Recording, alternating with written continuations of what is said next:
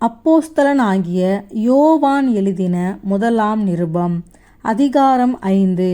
இயேசுவானவரே கிறிஸ்து என்று விசுவாசிக்கிற எவனும் தேவனால் பிறந்திருக்கிறான்.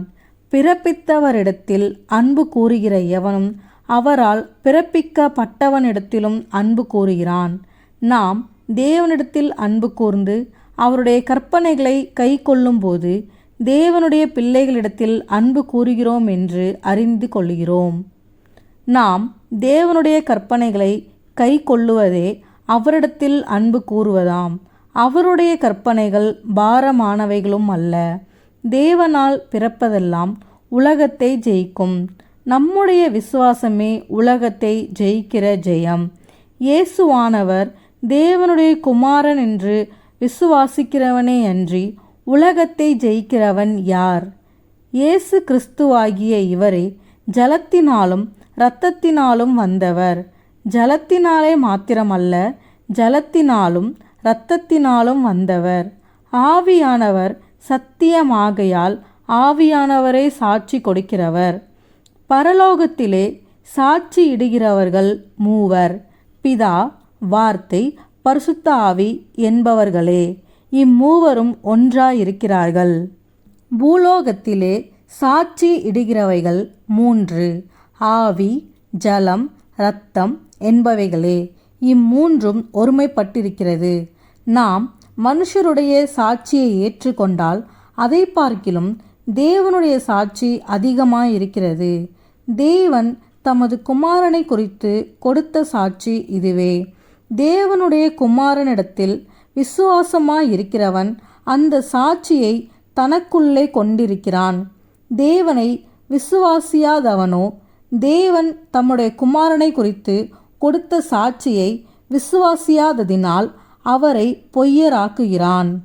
தேவன் நமக்கு நித்திய ஜீவனை தந்திருக்கிறார். அந்த ஜீவன் அவருடைய குமாரனில் இருக்கிறதென்பதே அந்த சாட்சியாம். குமாரனை உடையவன் ஜீவனை உடையவன்.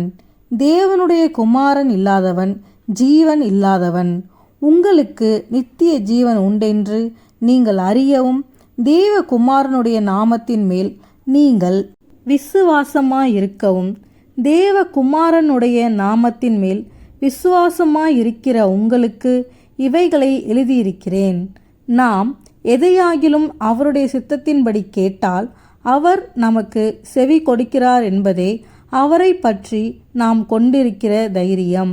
நாம் எதை கேட்டாலும் அவர் நமக்கு செவி கொடுக்கிறார் என்று நாம் அறிந்திருந்தோமானால் அவரிடத்தில் நாம் கேட்டவைகளை பெற்று கொண்டோம் என்று அறிந்திருக்கிறோம். மரணத்துக்கு ஏது அல்லாத பாவத்தை தன் சகோதரன் செய்ய ஒருவன் கண்டால் அவன் வேண்டுதல் செய்ய கடவன். அப்பொழுது அவனுக்கு ஜீவனை கொடுப்பார். யாருக்கென்றால் மரணத்துக்கு ஏதுவல்லாத பாவத்தை செய்தவர்களுக்கே. மரணத்துக்கு ஏதுவான பாவம் உண்டு.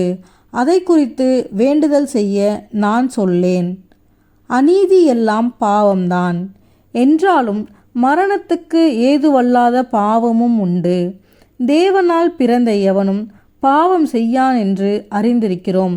தேவனால் பிறந்தவன் தன்னை காக்கிறான், பொல்லாங்கன் அவனை தொடான். நாம் தேவனால் உண்டாயிருக்கிறோம் என்று உலகம் முழுவதும் பொல்லாங்கானுக்குள் கிடக்கிறதென்று அறிந்திருக்கிறோம். அன்றியும் நாம் சத்தியமுள்ளவரை அறிந்து கொள்ளுவதற்கு தேவனுடைய குமாரன் வந்து நமக்கு புத்தியை தந்திருக்கிறார் என்று அறிவோம். அவருடைய குமாரனாகிய இயேசு கிறிஸ்து எண்ணப்பட்ட சத்தியமுள்ளவருக்குள்ளும் இருக்கிறோம். இவரே மெய்யான தேவனும் நித்திய ஜீவனுமாயிருக்கிறார். பிள்ளைகளே, நீங்கள் விக்கிரகங்களுக்கு விலகி உங்களை காத்து கொள்ளுவீர்களாக. ஆமேன்.